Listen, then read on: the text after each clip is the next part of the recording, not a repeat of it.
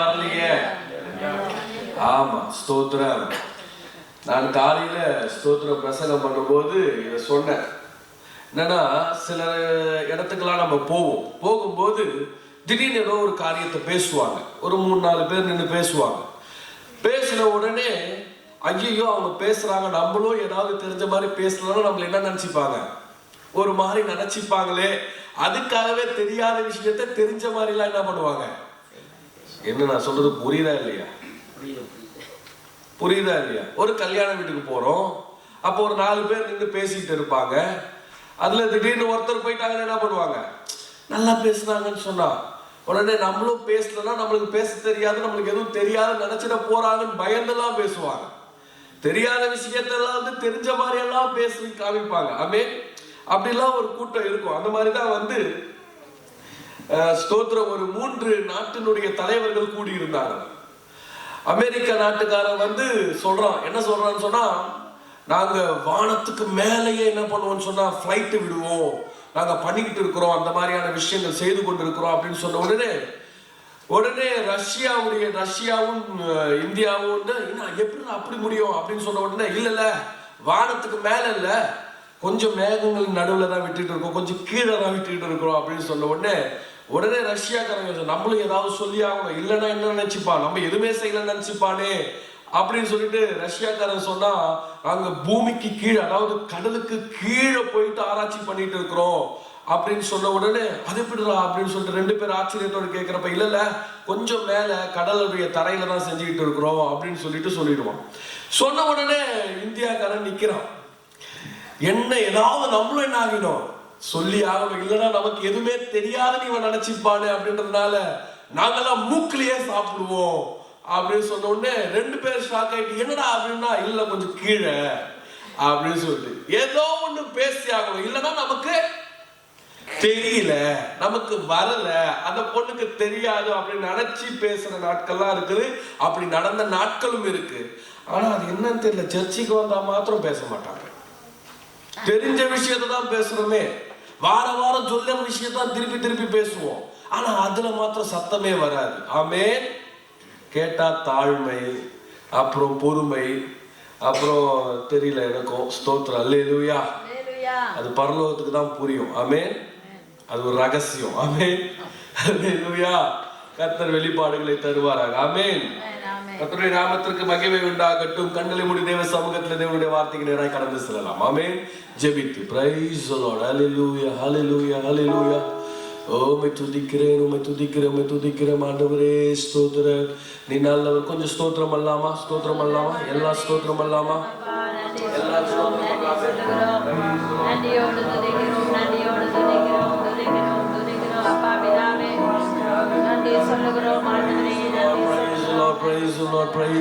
Praise the Lord.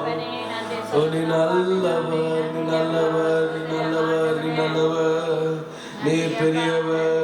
Hallelujah, hallelujah, hallelujah, hallelujah. Oh, உமக்கு பிரியமானது ஆண்டவரே. ஸ்தோத்திரம். Hallelujah, hallelujah, hallelujah, hallelujah.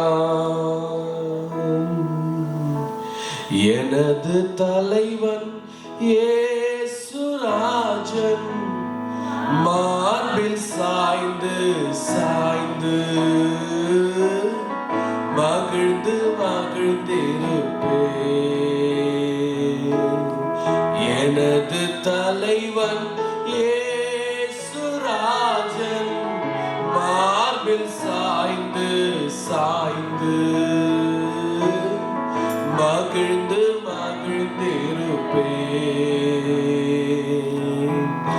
இதய தீபம் எனது தெய்வம், இரக்கத்தின் சிகரம். இதய தீபம் எனது இரக்கத்தின் சிகரம். பார்த்து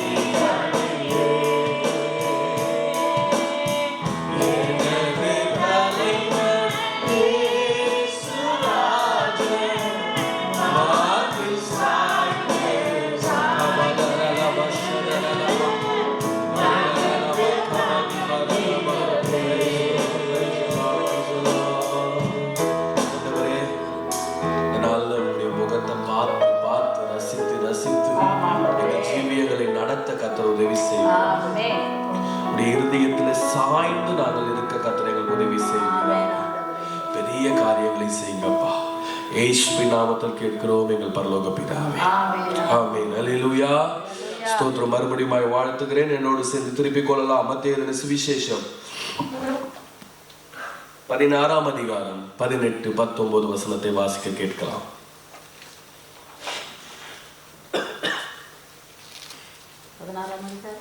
18, 19 தெரிந்த வசனம். மேலும் நான் உனக்கு சொல்லுகிறேன், நீ பேதுருவாய் இருக்கிறாய். மேலும் நான் உனக்கு சொல்கிறேன், நீ பேதுருவாய் இருக்கிறாய். இந்த கல்லின் மேல் என் சபையை கட்டுவேன். இந்த கல்லின் மேல் என் சபையை கட்டுவேன். பாதாளத்தின் வாசல்கள் அதை மேற்கொள்வதில்லை.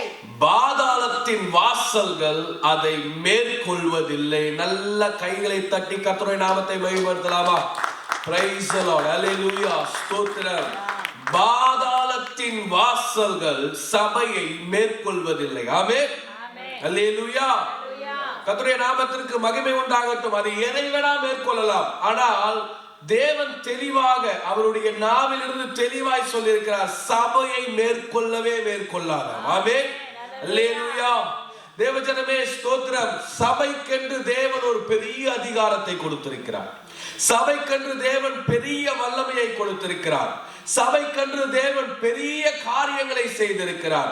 அதுல மிகப்பெரிய காரியம் தான் என்னவென்றால், பாதாளத்தின் வாசல்கள் கூட மேற்கொள்ள முடியாது. ஆமென். அல்லேலூயா. பாதாளத்தின் வாசல்கள் அநேக காரியங்களை மேற்கொள்கிறது. ஆமென். அல்லேலூயா.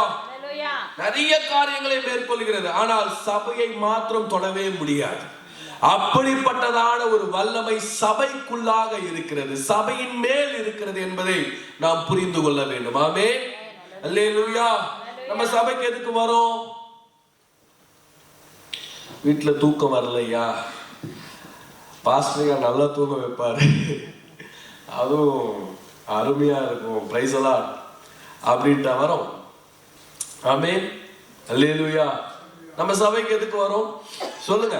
நல்லா பாட்டு பாடுவாங்க, அப்புறம் ஸ்தோத்திரம் ஆராதிப்பாங்க. கொஞ்சம் நம்மளும் சபைக்கு வந்தா கொஞ்சம் அழுதுட்டு போகலாம். ஆமென். நிறைய பேருக்கு சபை எந்த மாதிரியான ஒரு இடம்னா அழுவுற இடம்.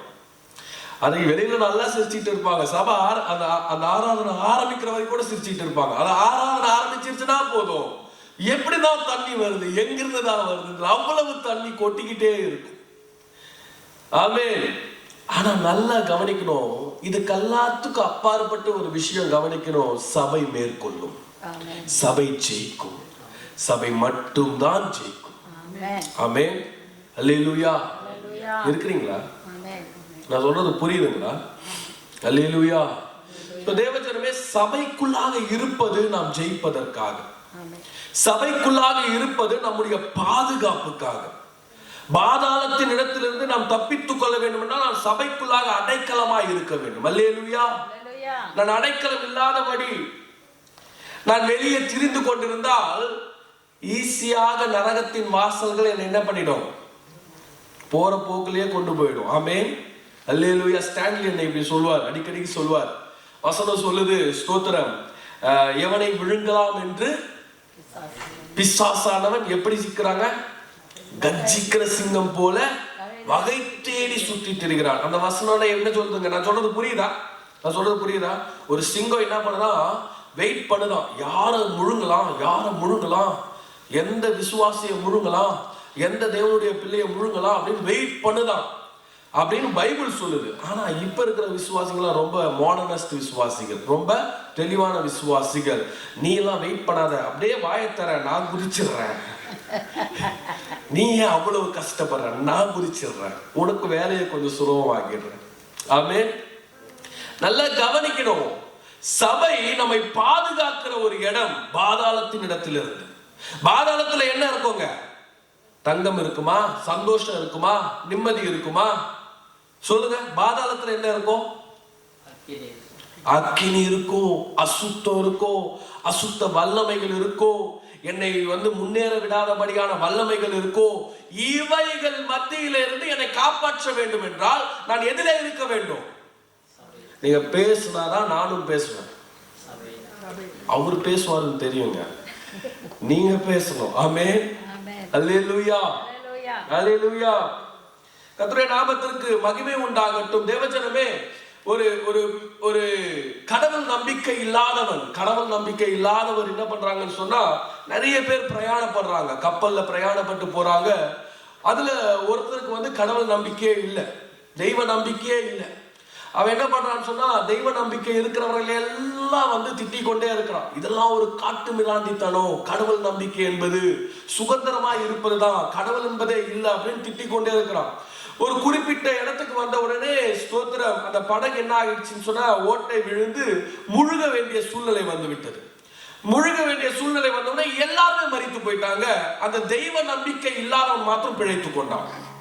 கவனிக்கணும், எல்லாரும் தெய்வ நம்பிக்கை இருந்தவங்க எல்லாருமே செத்து போயிட்டாங்க, எல்லாரும் மரித்து போயிட்டாங்க. அவன் மாத்திரம் பிழைத்து கொண்டான். பிழைத்து கொண்டு அப்படியே ஒரு கட்டையை பிடிச்சு அப்படியே ஒரு தரைக்கு போய் சேர்றான். அந்த தரைக்கு போன உடனே அங்க ஒரு காட்டுவாசி கும்பல் இருக்குது. அவங்க என்ன பண்ணாங்கன்னு சொன்னா, அந்த மனிதனை எடுத்து கொண்டு போயிட்டு அவனுக்கு தேவையான வைத்தியம் பண்ணி அவனுக்கு அனல் மூட்டி அவனுக்கு சாப்பாடு எல்லாம் கொடுத்து அப்படியே இருந்த உடனே ஒரு 2 நாள் கழிச்சு அவர் கொஞ்சம் சுயநிலவுக்கெல்லாம் அப்படியே தட்டு தருமாறி எழுந்துக்க ஆரம்பிச்சாரு. 3வது நாள்லாம் கூடாரத்தை விட்டு வெளியே நடக்கிற அளவுக்கு பலன் வந்துடுச்சு. பலன் வந்த உடனே பாத்தீங்கன்னு சொன்னா, அதுல என்னை காப்பாத்துனது யாருங்க, உங்க தலைவன் கிட்ட போய் சொல்லுங்க, நான் நன்றி சொல்லணும், எனக்கு சொல்லுங்க அப்படின்னு சொன்ன உடனே இவரும் போயிட்டு அவங்க தலைவனை காண்பிக்கணும்னு சொல்லிட்டு கூட இருந்த ஒருத்தர் கூட்டிட்டு போறாங்க. அங்க போகும்போது அந்த தலைவன் என்ன பண்றான்னு சொன்னா, பைபிள் படிச்சு கொண்டு இருந்தாராம். இதை பார்த்த உடனே அந்த நாத்திகருக்கு என்ன ஆயிடுச்சுன்னா, கோபம் வந்துருச்சான். இங்கேயுமா காடு உயிர் பிழைச்சு வந்த கடவுள் நம்பிக்கை இல்லாதவங்க எல்லாருமே, கடவுள் நம்பிக்கை இருக்கிற எல்லாரும் செத்து போயிட்டான். கடவுள் இல்லைன்ற நான் தான் பிழைச்சேன், இதுலயே தெரியல கடவுள் இல்லைன்ட்டு. ஆனா இங்க வந்தா இன்னமும் காட்டு மிராண்டித்தனம் தான் இருக்கு. இவங்க பைபிள் படிச்சுக்கிட்டு இருக்கிறாங்க, இங்கேயுமா இவங்க தொல்லை பண்றாங்க அப்படின்ற மாதிரி பார்த்து கத்த ஆரம்பிச்சுட்டாங்க. அந்த தலைவன் பொறுமையாக தன்னுடைய வேதாகமத்தின் அனுதின வார்த்தைகளை முடித்து விட்டு மூடிவிட்டு அதன் பிறகு அவர் மேல தோல் மேல கையை போட்டு, எப்படி இருக்கிறீங்க, இப்போ உடம்பு எப்படி இருக்குன்னா, இல்ல நீங்க இவ்வளவு நல்லவங்களா இருக்கிறீங்க, உங்களுக்கு எதுக்குங்க கடவுள், எதுக்கு இதெல்லாம் படிக்கிறீங்க. இவர் இதுலயே இருந்த உடனே அது பரவாயில்ல இருக்கட்டும் அப்படின்ற மாதிரி இந்த தலைவர் பேசிக்கொண்டே இருந்தார். இவர் தொடர்ந்து இதே பேசிக் கொண்டிருந்த உடனே அவர் அப்படியே திரும்பி பாருங்களேன் அப்படின்னு சொன்ன உடனே அங்க பாத்தீங்கன்னு சொன்னா, ஒரு மாடோ இல்லைன்னா ஏதோ ஒரு இறைச்சி என்ன பண்ணி கொண்டிருந்தா வெந்து கொண்டிருந்ததான். அப்போ அவர் சொன்னாராம், இந்த பைபிள் மாத்திரம் என்கிட்ட இல்லைன்னு சொன்னா, ஒருவேளை என் கிட்ட இல்லைன்னு சொன்னா இந்நேரத்துக்கு நீ தான் அந்த இடத்துல வெந்து கொண்டு இருந்திருப்ப. இந்த பைபிள் என்கிட்ட வந்ததுனால ஏதோ ஒரு இறைச்சியானது வெந்து கொண்டிருக்கிறது. சோ தெய்வ நம்பிக்கை, இந்த வேதாகமம் தான் எங்களை மாற்றியது, எங்களுக்குள்ளாக இருந்த காட்டு மிராண்டி தனத்தை மாற்றியது. அதனால தான் நீ இப்ப உயிரோட சந்தோஷமா எங்கள் மத்தியில பேசிக் கொண்டிருக்கிற அப்படின்னு சொன்னார். ஆமென், அல்லேலூயா. தேவஜனமே, சபை என்பது என்ன அப்படின்னு சொன்னா, காட்டு மிராண்டி தனங்களை மாற்றுகிற ஒரு இடம். ஆமென், அல்லேலூயா. தேவ வல்லமை புறப்பட்டு அநேக காரியங்களை நடப்பிக்கிற ஒரு இடம் எதுவென்றால் அது சபை. ஏன் சொன்னா, பாதாளமே அச்சப்படுகிற ஒரு இடம் எதென்றால் அது சபைதான். அல்லேலூயா. பாதாளம் எதற்கும் பயப்படாது, பாதாளம் எதற்கும் பயப்படாது. எது கொடுத்தாலும் விழுங்கிடும். ஆமென். எது கொடுத்தாலும் விழுங்கிடும், எது வந்தாலும் விழுங்கிடும். ஆனா அது பயப்படுற ஒரே இடம் சபைதான். கரங்களை தட்டி கர்த்தர் நாமத்தை மகிமைப்படுத்தலாம். அல்லேலூயா. அப்படிப்பட்ட ஒரு சபையில நான் அங்கத்தினரா இருப்பதுக்காக நான் கர்த்தரை ஸ்தோத்தரிக்கிறேன். நீங்க ஸ்தோத்தரிக்க மாட்டீங்க, எனக்கு தெரியும். கொஞ்சம் கையை உயர்த்தி ஸ்தோத்திரம் பண்ணலாமா? கொஞ்சம் கையை உயர்த்தி கண்ணை மூடி, எனக்கு இந்த சபை கொடுத்ததுக்காக நன்றி ஆண்டவரே, இந்த சபைக்காக நன்றி ஆண்டவரே, பாலாத்தின் வாசல்களுக்கு இடத்துல எங்களை காப்பாற்றுனதுக்காக நன்றி ஆண்டு. கொஞ்சம் சொல்லி ஜெபம் பண்ணுங்க, இந்த சபைக்காக சொல்லி ஜெபம் பண்ணுங்க. இந்த சபையில நீங்க வந்திருக்கிறது உங்களை காப்பாற்றிக் கொள்வதற்கு. இதனால சபைக்கு எந்த பிரயோஜனமும் இல்லை, ஆண்டவருக்கு எந்த ஒரு லாபமும் இல்லை. எங்களுக்காக நாங்க வந்திருக்கிறோம், எங்களை காப்பாற்றுறதுக்காக நன்றி. இந்த அடைக்கலமான ஒரு பேழையை நீங்க கொடுத்திருக்கிறதுக்காக நன்றி. இந்த பேர் வெள்ளத்திலிருந்து எங்களை காப்பாற்றி ஆண்டவரே ஒரு அடைக்கல பேழைக்குள்ள எங்களை கொண்டு வந்ததுக்காக நன்றி, நன்றி, நன்றி, நன்றி, நன்றி. கரங்களை தட்டிக்கலாம். Praise the Lord, praise the Lord, praise the Lord. கர்த்தருடைய நாமத்துக்கு மகிமை உண்டாகட்டும். நிறைய பேர் நினைச்சுக்கிறாங்க, நான் சபைக்கு வரதுனால ஸ்தோத்திரம் அவங்களுக்கு என்னமோ லாபம், பாஸ்டருக்கு என்னமோ லாபம், பாஸ்டர்மாக்கு என்னமோ லாபம், ஸ்தோத்திரம் பலன் அப்படின்னு நினைச்சுக்கிறாங்க. அது ஒரு அசுத்தாவின் கிரியை. ஓப்பனா சொல்றேன். ஆமென். கர்த்தருடைய நாமத்திற்கு மகிமை உண்டாகட்டும். ஏன் சொன்னா பாஸ்டர் அம்மாவுக்கும் லாபம் கிடையாது, பாஸ்டருக்கும் லாபம் கிடையாது, இயேசுவுக்கும் லாபம் கிடையாது. நல்லா புரிஞ்சுக்கணும். எனக்கு தான் லாபம். நான் வரதுனால நான் மீட்கப்படுறேன், நான் பரலோகவாசியாய் மாறுகிறேன். ஆமென். அல்லேலூயா.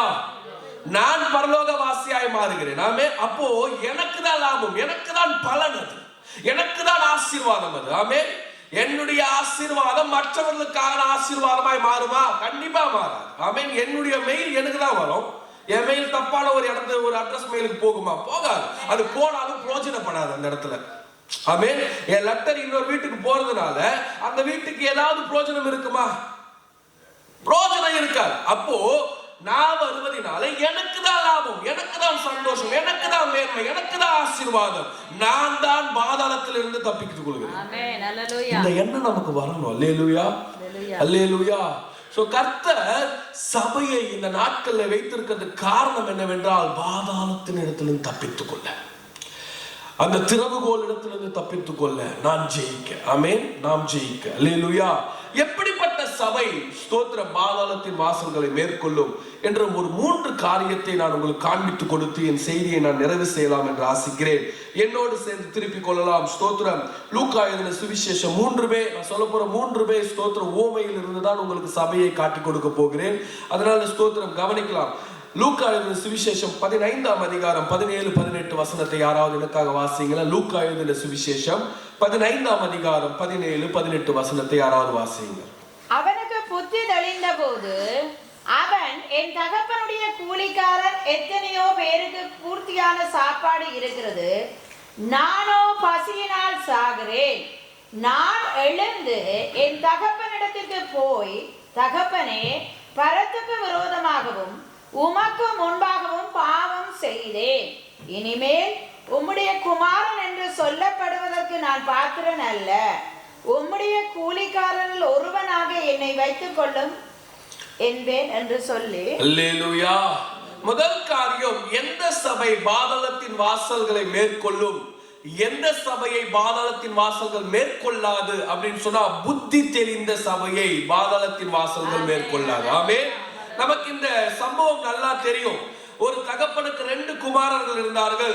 அதிலே இளைய குமாரன் ஒருவன், நான் சொந்தமாக பிசினஸ் செய்ய வேண்டும், எனக்கு எல்லாம் தெரியும், எனக்கு வயது வந்து விட்டது, நான் வளர்ந்து விட்டேன், இதற்கு மேலாக ஒரு அம்பர்லா கீழாக, ஒரு குடையின் கீழாக இருந்து என்னால் சமாளிக்க முடியாது, எல்லாவற்றுக்கும் முன்னுரிமை அண்ணனுக்கே கொடுக்கிறீங்க, எனக்கு கொடுக்கிறது இல்ல, சோ எனக்கும் என் வாழ்க்கை வாழ வேண்டும் என்று தன் தகப்பனிடத்துல பேசும்போது, தன் தகப்பனும் அந்த சொத்துக்களை பிரித்து அவர் கொடுத்தாரு. அவரும் என்ன பண்ணாரு? போனார். போன இடத்துல தன்னுடைய இஷ்டமாக செயல்பட்டு அந்த சொத்துக்கள் எல்லாம் இழந்து போனார். ஆமென். இழந்து போனவர் என்ன பண்றாருன்னு சொன்னா, ஒரு பண்ணி மேய்க்கிற ஒரு இடத்துல போயிட்டு வேலையை கேட்கிறார். அந்த வேலையை செய்து கொண்டிருக்கும் போது ஒரு எண்ணம் வருது, என் தகப்பன் வீட்டுல எப்படிப்பட்ட சூழ்நிலைகள், எப்படிப்பட்ட ஆசீர்வாதங்கள், எப்படிப்பட்ட மேன்மைகள் இருந்தது, நான் இங்க உட்கார்ந்து கொண்டிருக்கிறேனே, என்னுடைய தகப்பன் வீட்டுல வேலைக்காரனுக்கு கூட இந்த நிலைமை கிடையாது. ஆமென். என் தகப்பன் வீட்டுல, என் அப்பா வீட்டுல வேலைக்காரனுக்கு கூட இந்த நிலைமை கிடையாது, இதை விட நல்ல நிலைமையில தான் இருப்பாங்க அவங்க. சோ குறைஞ்சபட்சம் நான் வேலைக்காரனாக அந்த வீட்டுக்கு போயிடணும் அப்படின்ற எண்ணத்தோடு அப்படின்னு சொல்லிட்டு வரும்போதே அந்த வசனம் சொல்லுது, புத்தி தெளிந்து. அல்லேலூயா. பக்கத்துல பார்த்து சொல்லுங்க, புத்தி தெளிந்து. பக்கத்துல சொல்ல மாட்டீங்களா? சொல்லக்கூடாதுங்களா? ஆமென். நீங்க சொல்லக்கூடாதுன்னு நினைக்கிறீங்களா? அவங்களும் பரலோகத்துல வருவாங்க. அப்ப அவங்கள பார்த்து தான் ஆகணும், நீங்க சிரிச்சு தான் ஆகணும், அவங்க கிட்ட பேசி தான் ஆகணும். ஆமென். அங்க ஏதாவது ராங் பண்ணீங்கன்னா மேல பார்த்து பரவாயில்ல. ஆமென். அல்லேலூயா. அல்லேலூயா. சொல்லுங்க. என்ன தம்பி, பிரைஸ் எல்லாம் நல்லா இருக்கியா? ஆமா, கவனிங்க. ஸ்தோத்திரம். கர்த்தருடைய நாமத்துக்கு மகிமை உண்டாகட்டும். புத்தி தெளிந்த சபை. ஆமென். பாவத்திலேயே மூழ்கி இருக்கிறது இல்ல, தப்பான வாழ்க்கையிலேயே மூழ்கி இருக்கிறது இல்ல, தவறான காரியங்களிலேயே மூழ்கி இருக்கிறது இல்ல. எனக்கு தெரிந்த ஒரு நபர், நான் அவருக்கு ஆண்டவரை பத்தி சொல்லிக்கொண்டு கர்த்தருக்குள்ள நடத்தி கொண்டு வரேன். அவர் சொல்வார், அடிக்கடிக்கு என்கிட்ட சொல்ற ஒரு வார்த்தை, ரொம்ப டக்குலாம் மேல அவ்வளோலாம் ஜெபம் பண்ணக்கூடாது, அவ்வளோலாம் ஒரு அளவு போதும், இதுக்கு மேல போதும். அதாவது ஆண்டவரை தொல்லை பண்ணக்கூடாதான். அவர் என்கிட்ட பேசும்போது ரொம்ப ஆண்டவர் என்ன பண்ணக்கூடாது, நை நை நைன்னு பண்ணக்கூடாது, அப்பாவுக்கு தெரியும்ல எல்லாமே அப்படின்ற மாதிரி ஒரு நாசுக்கான ஒரு மொழியில் அவர் என்ன பண்ணுவார்னா பேசுவார். கவனிக்கணும், புத்தி தெரிந்த சபைக்கு தெரியும் நான் எவ்வளவு எவ்வளவு நெருங்குகிறேனோ அவ்வளவு அவ்வளவு பலப்படுகிறேன். ஆமென். அவ்வளவு அவ்வளவு ஆசீர்வாதமாய் மாறுகிறேன், அவ்வளவு அவ்வளவு வல்லமையாய் மாறுகிறேன். ஆமென். அல்லேலூயா. இளையகுமாரனுக்கு தன்னுடைய சொத்துக்கள் எல்லாம் இழந்து போகும்போது புத்தி தெரியல, தன்னுடைய எண்ணத்தின் பிரகாரமா வாழும் போதெல்லாம் புத்தி தெரியல, தன்னுடைய வாழ்க்கையிலே எல்லாவற்றையும் அனுபவிக்கும் போது புத்தி தெரியல, எல்லாம் இல்லாமல் போனது, எதுவும் இல்லாத போது புத்தி தெளிந்து கொண்டான். ஆமென். அல்லேலூயா. தேவஜனமே ஸ்தோத்திரம். அவ்வளவு தூரம் நம்ம போக தேவையில்லை. இந்த நாள்ல கர்த்தர் நமக்கு நேராக வார்த்தை கொண்டு வருகிறார். என் புத்தி தெளிய வேண்டும். ஏன் சொன்னால், நான் புத்தி தெளிந்த சபையாய் இருந்தேன் என்றால் நான் பாதாளத்தின் வாசல்களை மேற்கொள்கிற ஒரு சபையாய் மாறுவேன். அல்லேலூயா, அல்லேலூயா. நான் மேற்கொள்ளணும்னு நினைக்கிறவங்க கையை உயர்த்தி அல்லேலூயா சொல்லுங்க. அல்லேலூயா. என் பிள்ளைங்க மேற்கொள்ளணும்னு நினைக்கிறவங்க கையை உயர்த்தி அல்லேலூயா சொல்லுங்க. என் சந்ததியே மேற்கொள்ளணும்னு நினைக்கிறவங்க ரெண்டு கையை தட்டி அல்லேலூயா சொல்லுங்க பார்க்கலாம். புத்தி தெளிந்தவர்களாய் நாம் இருக்க வேண்டும். புத்தி தெளிந்து அப்படின்னா கொஞ்சம் உலக பிரகாரமா நம்ம புரியுற மாதிரி பேசுறேனே, கவனிக்கலாம். 10 ரூபாய் கொடுத்தா அந்த 10 ரூபாய்க்கு என்ன வாங்குறது, எப்படி அந்த 10 ரூபாயில 2 ரூபாய் சேமிக்கிறது அப்படின்னு படிக்காத தாயாருக்கு கூட தெரியும். படித்த மகனுக்கு கிடையாது, படிக்காதவங்களுக்கு கூட அந்த 10 ரூபாயில என்னெல்லாம் வாங்க முடியும், எப்படி 5 ரூபாய் சேர்க்க முடியும், எப்படி இதை வைத்து ஓட்ட முடியும், எப்படி இதை நடத்த முடியும் அப்படின்ற அந்த அளவுக்கு புத்தி தெளிவு பண விஷயத்துல இருக்குது. சில செலவு விஷயங்கள்ல இருக்குதுன்னா வேதத்தின் விஷயத்திலையும் நாம் என்ன பண்ணிக்கொள்ளணும், வளர்த்து கொள்ளணும். சபையின் விஷயத்திலையும் நான் வளர்த்து கொள்ளணும். ஆமென். அல்லேலூயா, அல்லேலூயா. நல்லா கவனிங்க. புத்தி தெளிந்து நான் இன்னொரு விஷயம் கவனிங்கள. ஸ்தோத்திரம். புத்தி தெளிந்துன்னு சொன்னா அவனுக்கு புத்தி தெளிந்து அவன் என்ன பண்ணானா தகப்பனை நோக்கி வருகிறான். ஆமென். இருக்கிறீங்களா? இளையகுமார் என்ன பண்றாருங்க, அவரே வராரு, அவரே தான் ஓடி வர்றாரு. ஆமென்.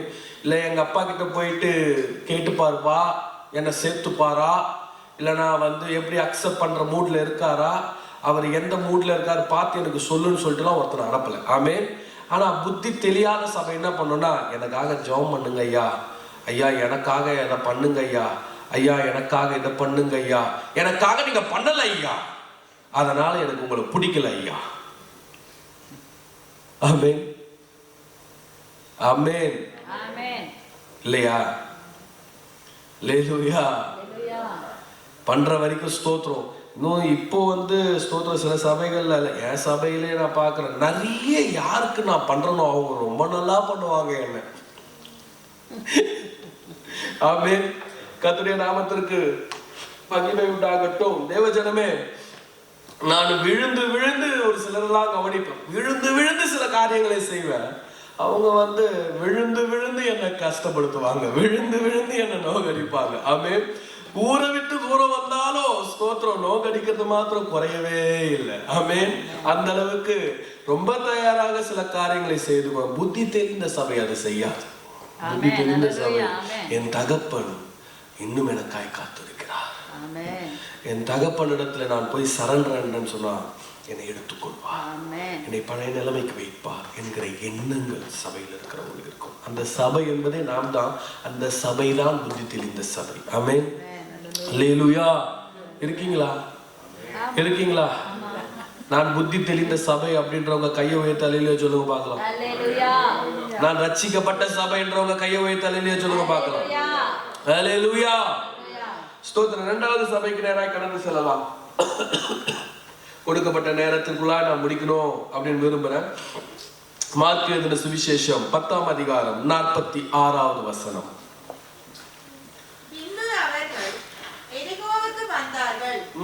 அவரும் அவருடைய சீஷர்களும் திரளான ஜனங்களும் எரிகோவை விட்டு புறப்படுகிற போது திமேயுவின் மகனாகிய பர்திமேயு என்கிற ஒரு குருடன் வழியருகே உட்கார்ந்து பிச்சை கேட்டுக் கொண்டிருந்தான். வழியருகே உட்கார்ந்து பிச்சை கேட்டுக் கொண்டிருந்தான். படிங்க சிஸ்டர். அவன் நசரேயனாகிய இயேசு வருகிறான் என்று கேள்விப்பட்டு. அவன், கவனிக்கணும், அவங்க மட்டும் படிக்கட்டும், என்ன கவனிங்க. ஸ்தோத்திரம். அவன் நசரேயனாகிய இயேசு வருகிறார் என்று கேள்விப்பட்டு, இயேசுவே இயேசுவே, என்ன பாருங்க, இயேசுவே தாவீதின் குமாரனே, தாவீதின் குமாரன். உங்ககிட்ட பெண் இருந்ததுன்னு சொன்னா அந்த பெண்ல அந்த வார்த்தையை வந்து அண்டர்லைன் பண்ணிக்கோங்களேன். ஸ்தோத்திரம். இல்லைன்னு சொன்னா மனசுல அண்டர்லைன் பண்ணிக்கோங்களேன். தாவீதின் குமாரனே எனக்கு இறங்கும் என்று கூப்பிடத் தொடங்கினான். அவன் பேசாதிருக்கும்படி அநேகர் அவனை அதட்டினார்கள். அவனோ தாவீதின் குமாரனே எனக்கு இறங்கும் என்று முன்னிலும் அதிக சத்தமாய் கூப்பிட்டான். ஆமென், அல்லேலூயா. முதல் நல்லா கவனிக்கணும். அவர் பேர் என்னங்க? அவர் பேர் என்ன? திதிமோ என்கிற பர்த்திமேயு அப்படின்னு சொல்லப்பட்டிருக்கு. நீங்க கவனிச்சு பாத்தீங்கன்னு சொன்னா இயேசு அநேகருக்கு அற்புதம் செய்திருக்கார். இயேசு குருடர்களை சுத்தமாக்கி இருக்கிறாரு, குஷ்டரோகிகளை தொட்டு சுத்தமாக்கி இருக்கிறாரு, அப்புறம் வந்து ஸ்தோத்திரம் முடவர்களை நடக்க செஞ்சிருக்கிறாரு. ஆமா இல்லைங்களா? உங்களுக்கு தெரிஞ்ச ஏதாவது அற்புதத்தை சொல்லுங்க பார்க்கலாம். உங்களுக்கு பிடிச்ச அற்புதத்தை சொல்லுங்க. உங்களுக்கு காற்றையும் கடலையும் அதட்டி அவ்வளவு வல்லமையை காண்பித்திருக்கார். வேற கடல் மேல நடந்து வந்தாரு. ஆமென். போதும் சிஸ்டர், ஒருத்தருக்கு வாய்ப்பு அப்படி. ஆமென். அடுத்தது பெரும்பாடுள்ள ஸ்திரீ. எனக்கு பிடிச்ச அற்புதம் அப்படின்னு சொன்ன நீங்க, உங்களுக்கு பிடிச்ச அற்புதம் வந்து பெரும்பாடுள்ள ஸ்திரீ. ஆமா, 12 வருட பாட அப்படியே கர்த்தர் மாற்றினார். ஸ்தோத்திரம். அடுத்தது அப்படியே ஸ்தோத்திரம், தண்ணீரை ரசமாக, திராட்சை ரசமாக மாற்றின அற்புதம். முதல் அற்புதம் விதவையின் மகளை அழாதே அப்படின்னு சொல்லிட்டு பாடையை தொட்டு உயிர்ப்பித்த அற்புதம் எனக்கு ரொம்ப பிடிக்கும் அப்படின்னு சொல்றாங்க. வேற ஏதாவது அப்படியே தேடுங்க, அப்படியே கொஞ்சம் வேதத்தை தேடினா அற்புதம் கிடைக்கும் உங்களுக்கு. ஆமென், ஸ்தோத்திரம். சொல்லுங்க. அவ்வளவுதான் அற்புதம். லாசருவ வா வெளியே வா அப்படின்னு சொல்லி கல்லுல இருந்து வெளியே வர வைத்தாரு. தம்பி, குருடனின் கண்களை திறந்தாரு. வேற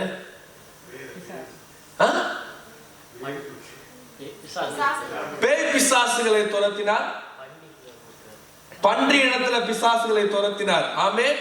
இப்படி இயேசுவின் அற்புதத்தை நம்ம அடுக்கி கொண்டே போகலாம்.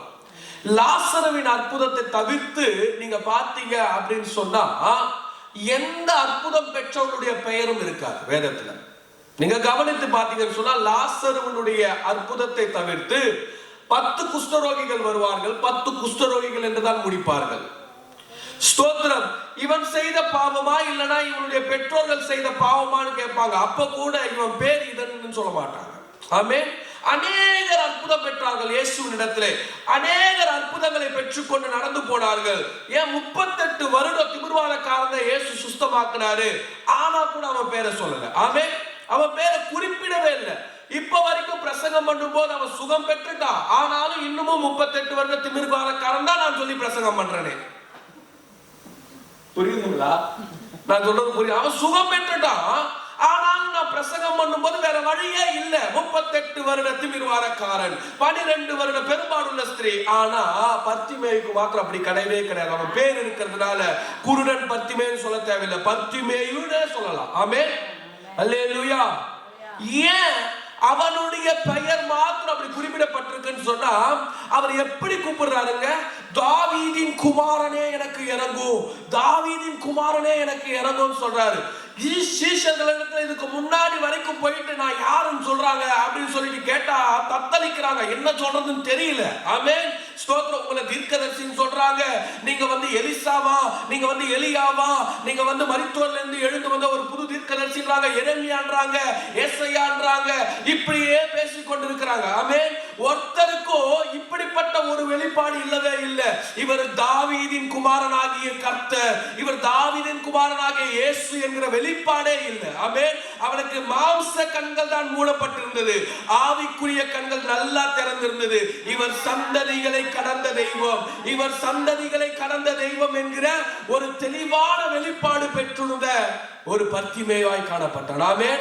அப்ப இரண்டாவது சபை எப்படிப்பட்ட சபையாய் இருக்க வேண்டும் என்றால் வெளிப்பாடு நிறைந்த சபையாய் இருக்க வேண்டும், ஆண்டவரை பற்றி தெரிந்த சபையாய் இருக்க வேண்டும். அப்படிப்பட்ட சபைதான் பாதாளத்தின் வாசல்களை மேற்கொள்ளும். அல்லேலூயா.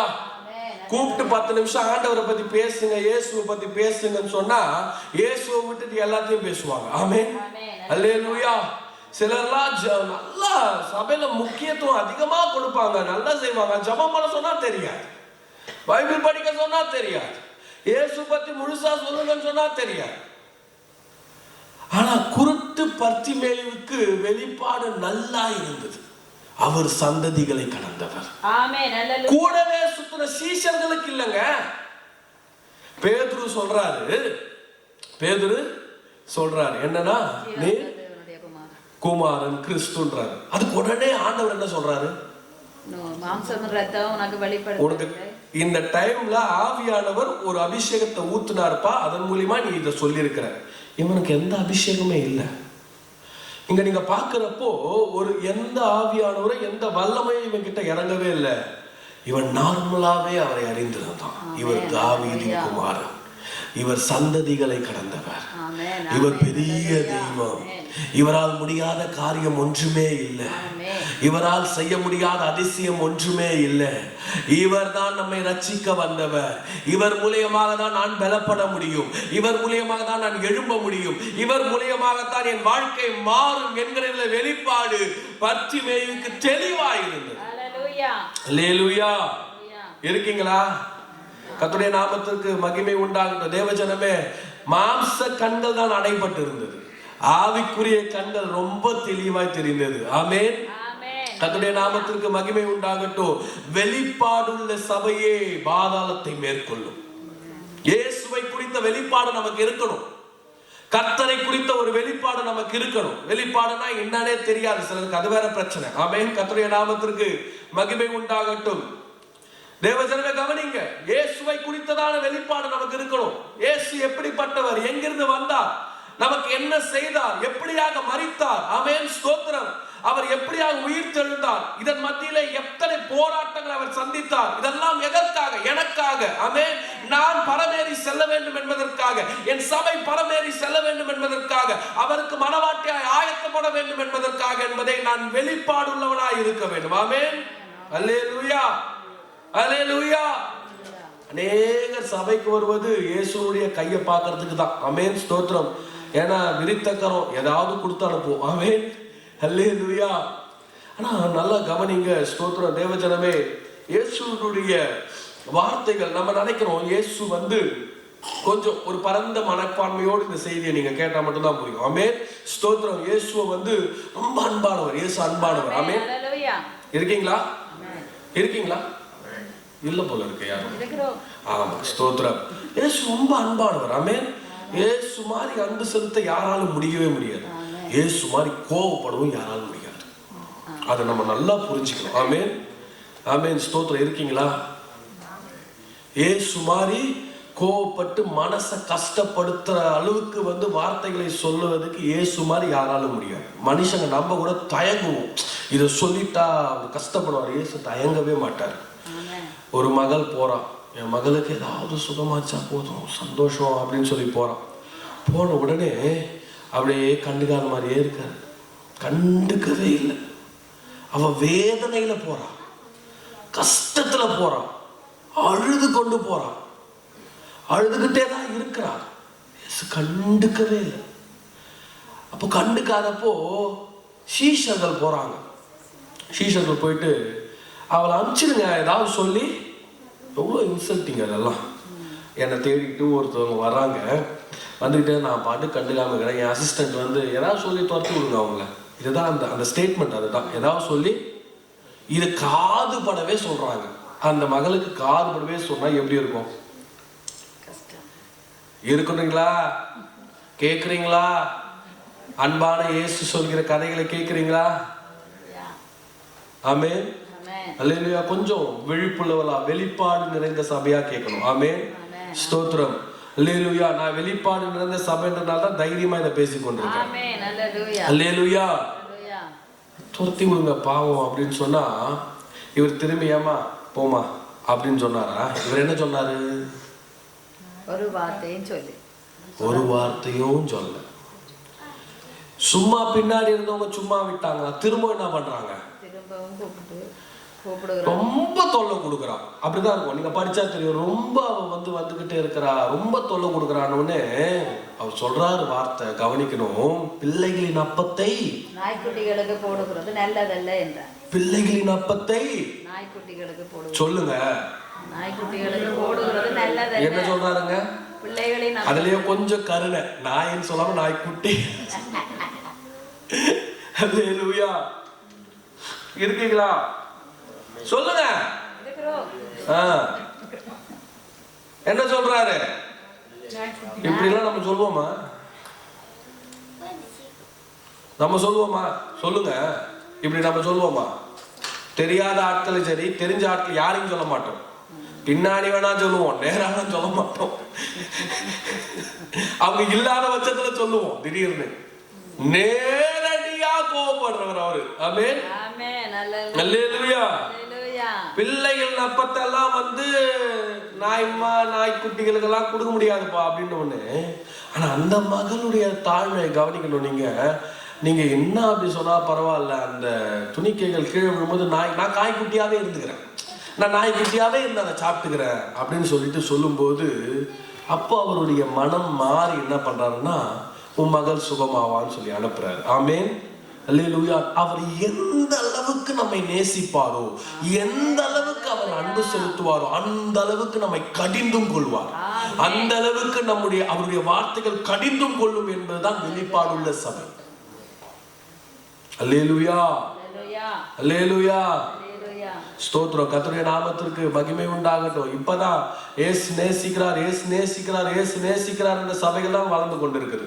ஏசு கொஞ்சம் திட்டுவாருங்க அப்படின்னு சொன்னா அவர் திட்டல, இவர் தான் திட்டுறாரு என்ன அப்படின்னு சொல்லிட்டு அப்படியே அவங்க பாட்டுக்கு அவங்க ஒரு செய்தி எடுத்துட்டு போயிடுறாங்க. ஆமென். ஆனா ஏசு உண்மையாவே அந்த மகள் என்ன சொன்னாருங்க? நாய்க்குட்டின்னு சொல்றாருங்க. ஆமென். அல்லேலூயா. இன்னும் சில வார்த்தைகள்லாம் ரொம்ப கடினமா உபயோகப்படுத்தி இருப்பார் இயேசு. ஸ்தோத்திரம். விபச்சார சந்ததி என்றார். ஆமென். ஸ்தோத்திரம். விசுவாசம் இல்லாத சந்ததி என்றார். ஆமென். ஸ்தோத்திரம். அதை விட ரொம்ப கொடுமை, ரொம்ப க்ளோஸா இருக்கிற பேதுரு சொல்றாரு, பின்னால போடாடே சாத்தானே என்றாரு. ஆமென். அல்லேலூயா. அவரும் பொம்மன் பின்னாடி தான் போய் நின்றாரு. ஆனா இப்ப அப்படி சொல்லிட்டா முன்னாடி இருந்தே சாத்தான காமிப்பாங்க. எப்படி நீ சொல்லலாம்?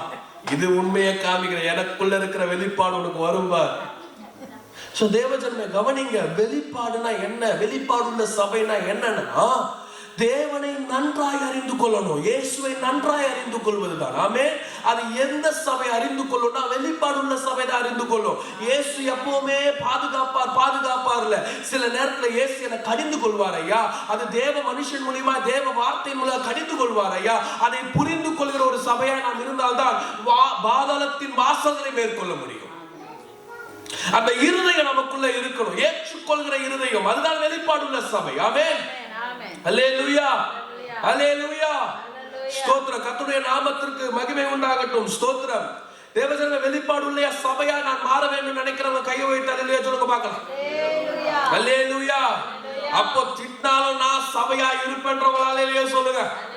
கடிந்து கொண்டாலும் சபையா இருப்பேன்றவங்க அல்லேலூயா சொல்லுங்க. ஆமென். ஏன் சொன்னா என்ன பரலோகத்துக்கு நேராய் நடத்துகிறது. ஆமென். வஞ்சக வார்த்தைகளாலே என்னை ஏமாற்றி பரலோகத்தை விட்டு விலக்குகிற சபையாய் அல்ல, என்னை கடிந்து கொண்டு என்னை சரிபடுத்தி துப்புரவுபடுத்தி நான் செய்கிற ஒவ்வொரு நடையிலும் பாதையிலும் ஸ்தோத்திரம், இது தவறு, இது சரியில்லை, இது இயேசு நேசிக்க மாட்டார், இதுக்கு இயேசு பிடிக்காது என்று கடிந்து நடத்துகிற சபையை வெளிப்பாடுள்ள சபை. அல்லேலூயா. வெளிப்பாடுள்ள சபையை பார்த்து ஜனங்க என்ன சொன்னாங்க? கூப்பிடாத, கத்தாத சொன்னாங்களா இல்லையா? தாவீதின் குமாரனே இறங்கும் அப்படின்ன உடனே, அடடா என்ன வெளிப்பாடு, சூப்பர்ப்பா, வாப்பா, இப்படி யாருமே கூப்பிட்டது இல்லை அப்படியா சொல்லி கொஞ்சினாங்க. ஜனங்க என்ன பண்ணாங்க? அதட்டுனாங்க. வெளிப்பாடுள்ள சபைக்கு அதட்டுதல் வரும், வெளிப்பாடுள்ள சபைக்கு திட்டுதல் வரும், வெளிப்பாடுள்ள சபைக்கு கத்தாதன்னு சொல்லி வார்த்தைகள் வரும், நீ செய்யறது தவறுன்னு வரும். அதை மீறி நான் கர்த்தரை தேட வேண்டும், அதை மீறி கர்த்தருக்குள்ளாய் ஓட வேண்டும், கர்த்தரை பார்க்க வேண்டும். அப்பொழுது பாதாளத்தின் வாசல்களை மேற்கொள்கிற சபையாய் நம்முடைய சபை மாறும். அல்லேலூயா.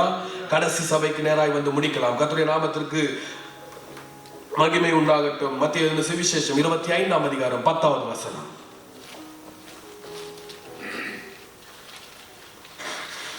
அப்படியே அவர்கள் வாங்க போன போது மணவாளன் வந்துவிட்டார். ஆயத்தமாய் இருந்தவர்கள் அவரோடே கூட கல்யாண வீட்டுக்குள் பிரவேசித்தார்கள்.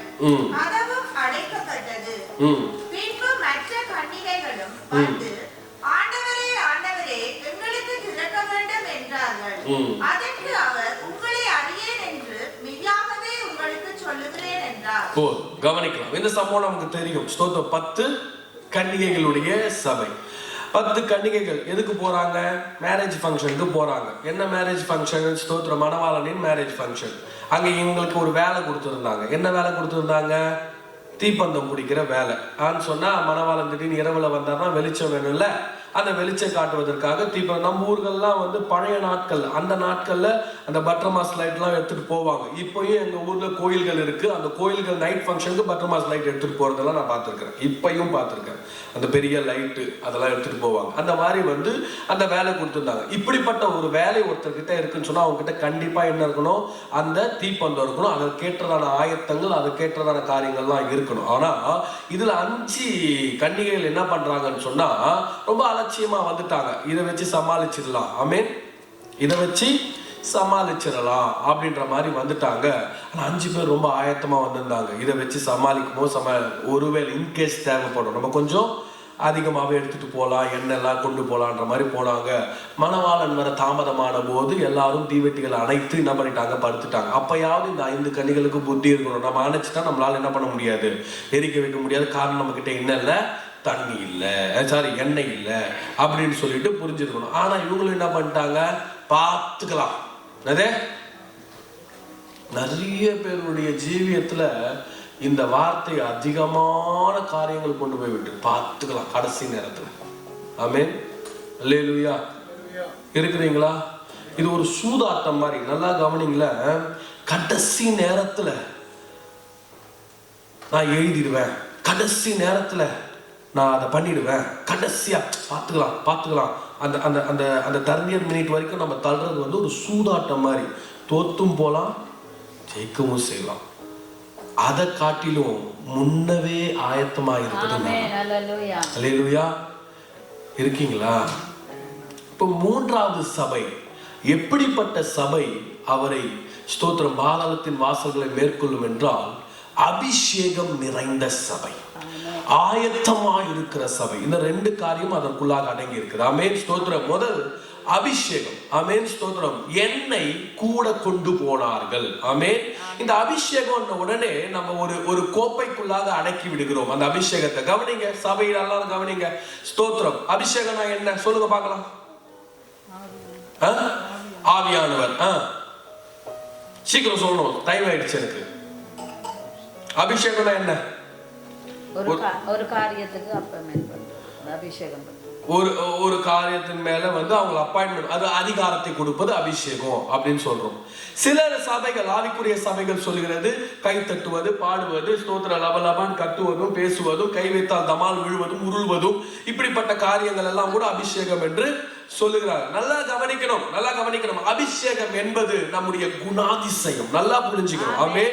என் குணாதிசயம் தான் அதிகமாக ஆண்டவருக்குள்ளாய் பெருக வேண்டும். எப்படிப்பட்டதாய் பெருக வேண்டும்? நீதி உள்ளதாய் பெருக வேண்டும். அது நீதி உள்ள அபிஷேகமாய் மாறணும். ஆமென், ஸ்தோத்திரம். என் ஜெப வாழ்க்கை பெருக வேண்டும். ஸ்தோத்திரம். அப்ப அது அபிஷேகமாய் மாறும். ஆமென். என் வேத வாசிப்பு பெருக வேண்டும். அது அபிஷேகமாய் மாறும். அல்லேலூயா, ஸ்தோத்திரம். என் குணாதிசயங்கள் தினமும் நான் வந்து செயல்படுகிற ஆவிக்குரிய காரியங்களை செயல்படுகிற அதெல்லாமே அபிஷேகம் தான். ஆமென். பரிசுத்தாவின் அபிஷேகம் ஒன்று இருக்குங்க, அக்கினியின் அபிஷேகம் ஒன்று இருக்கு. இந்த அபிஷேகம் எல்லாமே எப்படி மேல் ஓங்கி வரும், எப்ப அதிகமாகும்? என்னுடைய கேரக்டரை வைத்து தான் மேல வரும். பரிசுத்தாவின் அபிஷேகம் மேல இருக்கும், என் கேரக்டர் நல்லா இல்லைன்னு சொன்னா அந்த அபிஷேகம் என்ன ஆகும்? குறைந்துதான் போகும், கீழே தான் போகும். என் கேரக்டர் சரியில்லைன்னு சொன்னா அபிஷேகம் செயல்படுமா? இருக்கிறீங்களா இல்லையா? அப்போ என்னுடைய அபிஷேகம் என் கேரக்டர் சார்ந்து இருக்கிறது. ஆமென். நான் எவ்வளவு ஒழுக்கமாக கர்த்தருக்குள்ளாய் நெருங்குகிறேனோ, எவ்வளவு ஒழுக்கமாக கர்த்தருக்குள்ளாய் கடந்து போகிறேனோ, அப்போதெல்லாம் என் அபிஷேகம் விரிவடைந்து கொண்டே இருக்கிறது, பெரிதாகி கொண்டே இருக்கிறது. ஆமென். எவ்வளவு ஜெபிக்கிறேனோ அபிஷேகம் பெரிதாகிறது. ஆமென். ஸ்தோத்திரம். எவ்வளவு வேதத்தை வாசிக்கிறேனோ அபிஷேகம் பெரிய. இதெல்லாம் கேரக்டராகவே மாறினால் எவ்வளவு அபிஷேகம் எனக்குள்ளாய் இருக்கும் என்பதை கவனிக்கணும். அல்லேலூயா, அல்லேலூயா. நிறைய பேருடைய கேரக்டர் என்னன்னா சபைக்குள்ளாக ஸ்தோத்திரம் அபிஷேகம் நிறைந்ததா இருக்குது. வீடுகளுக்கு போகும்போதோ இல்லைன்றால் வெளியில அலுவலகத்துக்கு போகும்போதோ அந்த அபிஷேகம் குறைந்து போகிற காரணம் என்னவென்றால் அந்த இடத்துல கேரக்டர் மாறி விடுகிறது. கடத்தெருவுகளுக்கு போகும்போது கேரக்டர் மாறி விடுகிறது, வீடுகளுக்கு போகும்போது கேரக்டர் மாறி விடுகிறது, ஃபேக்டரிகளுக்கு போகும்போது கேரக்டர் மாறி விடுகிறது. சிலருக்கு சபைக்குள்ளாகவே கேரக்டர் மாறி விடுகிறது. குயவன் கையிலே களிமண் என்ன ஆயிடுச்சுங்க? குயவன் கையில களிமண் என்ன ஆச்சு? கெட்டு போயிடுச்சு. ஆமென். வெளியே கெட்டு போகல, பாண்டத்தை பணந்த பிறகு வைத்த பிறகு கெட்டு போய் கையில தான் கெட்டு போச்சு, சபைக்குள்ள தான் கெட்டு போச்சு. ஆமென். ஹல்லேலூயா. சிலருக்கு சபைக்குள்ளாகவே கேரக்டர் சிறதெல்லாம் சரியில்லை. ஆமென். அப்ப அபிஷேகம் என்பது என் கேரக்டர் டிபெண்ட் பண்ணி இருக்கு. ஆமென். ஸ்தோத்திரம். நான் ஒழுக்கமுள்ள சாட்சி உள்ள ஒரு ஜீவியத்துல இருக்கேன்னா என் அபிஷேகம் ஜீவியத்துக்குள்ள இருக்கு, நல்லா ஓடிக்கொண்டு இருக்கு, பெரிதாகி கொண்டு இருக்குது. அபிஷேகம் உள்ள சபை. ஆமென். நான்காவது ஆயத்தம் உள்ள சபை. ஸ்தோத்திரம். அல்லேலூயா. கவனிக்கிறோம், ஆயத்தம் உள்ள சபை. ஆமென். கர்த்தருடைய நாமத்திற்கு மகிமை. இது ஒருவேளை ஏன் சொன்னா ஆயத்தம் உள்ள சபை சொல்றேன்னு சொன்னா, கால தாமதம் தான் நம்முடைய விசுவாசத்தை சோதிக்குமே. இருக்கிறீங்களா? விரைவாய் வருகிற எதுவுமே நம்முடைய விசுவாசத்தை சோதிக்காது. அது கன்வீனியன்ஸ். அது எவ்வளவு லேட் ஆகுதோ அவ்வளவு சோதனை. அந்த சோதனையில நிலைப்பது என்பதுதான் விசுவாசம். ஆமென். அந்த விசுவாசத்துல நிலைக்கணும்னா ஆயத்தம் வேணும். மணவாளன் வர தாமதமானதினாலே, வசனத்துல இருக்கிற மணவாளன் வர தாமதமானதினால விசுவாசம், அதாவது ஆயத்தம் இல்லாத 5 கன்னிகள் கைவிடப்பட்டார்கள். ஆயத்தத்தோடு காத்திருந்த விசுவாசித்து காத்திருந்தவர்கள் உள்ளே பிரவேசித்தார்கள். ஆமென். அல்லேலூயா, அல்லேலூயா. தேவஜனமே ஸ்தோத்திரம். நாம் ஜெயிக்கிற சபையாய் இருக்க வேண்டும். எப்படிப்பட்ட சபை ஜெயிக்கும் என்று சொன்ன, தெளிந்த புத்தியுள்ள சபை. இளைய குமாரன் திரும்பி வந்தது தெளிந்த புத்தி உள்ளவன் தான். ஆமென். அதுக்கு முன்னாடி வரைக்கும் பைத்தியமா இருந்தா படம், அதான் உண்மை. தெளிந்த புத்தியுள்ள சபை. ஆமென். இரண்டாவது எப்படிப்பட்ட சபைங்க? வெளிப்பாடுள்ள சபையா இருக்கணும், அதுதான் மேற்கொள்ளும். ஆமென். அல்லேலூயா. மூன்றாவது ஸ்தோத்திரம், அபிஷேகம் நிறைந்துள்ள சபையா இருக்கணும். நான்காவது எப்படிப்பட்ட சபையா இருக்கணுங்க? ஆயத்தமுள்ள சபையா இருக்கணும். இப்ப மறுபடியும் மத்தேயு சுவிசேஷத்துல வாசிங்க, 16ஆம் அதிகாரம் 18வது வசனத்தை வாசிக்க பார்க்கலாம். மேலும் நான் உனக்கு சொல்கிறேன். சொல்லுங்க. நீ பேதுருவாய் இருக்கிறாய், இந்த கல்லின் மேலே, எல்லாரும் உங்களுடைய தலையின் மேல கை வைத்து சொல்லுங்க, என் மேலே இந்த சபையை கட்டுவேன்.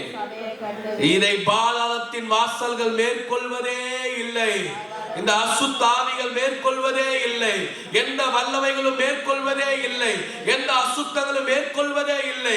காரணம் நான் வெளிப்பாடு நிறைந்த சபை. காரணம் நான் ஸ்தோத்திரம், கர்த்தருடைய நாமத்துக்கு மகிமை உண்டாகட்டும், ஆயத்தம் உள்ள சபை, அபிஷேகம் நிறைந்த சபை என்னுடைய சபை. ஆமென். அப்படிப்பட்ட சபையாய் நாம் வளரணும். ஆமென். அப்படிப்பட்ட சபையாய் நாம் எழும்ப வேண்டும், அப்படிப்பட்ட சபையாய் நாம் நடத்தப்பட வேண்டும். அப்போது கர்த்தர் நம்முடைய வாழ்க்கையில நாம் தேடின எல்லா காரியத்தையும் கொடுப்பார். நாம் ஜெபித்துக் கொண்டிருக்கிற எல்லா காரியமும் நடக்கும். நம்முடைய வாழ்க்கையில ஆசீர்வாதங்கள் பிறக்கும். ஆமென். ஸ்தோத்திரம். தேவன் எல்லாவற்றையும் நடத்தி கொண்டு செல்வார். ஆமென். ஸ்தோத்திரம். இந்த மாதத்துல கர்த்தர் எனக்கு பேசின வாக்குத்தத்த வார்த்தை, ஸ்தோத்திரம், பலன் கொண்டு திடமனதாயிரு சொல்றார். ஆமென். ஸ்தோத்திரம். சபையை பலன் கொண்டு திடமனதாயிரு. கர்த்தர் காரியத்தை வாய்க்க பண்ணுவார், கர்த்தர் காரியத்தை கொடுப்பார், கர்த்தர் பெரிய காரியங்களை செய்வார், கர்த்தர் தாமங்களை ஆசீர்வதிப்பாராக. கரங்களை தட்டி நாம் மகிமைப்படுத்தலாமா? ஸ்தோத்திரம். இந்த வாய்ப்பை தந்த பாஸ்டர்களுக்கும் ஸ்தோத்திரம். ஸ்டீபன் பாஸ்டர்களுக்கும் என்னுடைய நன்றிகளை தெரிவித்துக் கொள்கிறேன். மறுபடியும் ஸ்தோத்திரம். கர்த்தருடைய வருகை தாமதிக்கானில் உங்கள் மத்தியில மறுபடியும் வந்து என்னுடைய வார்த்தை பகிர்ந்து கொள்ள கர்த்தர் உதவி செய்வார். அதிக சந்தோஷம்.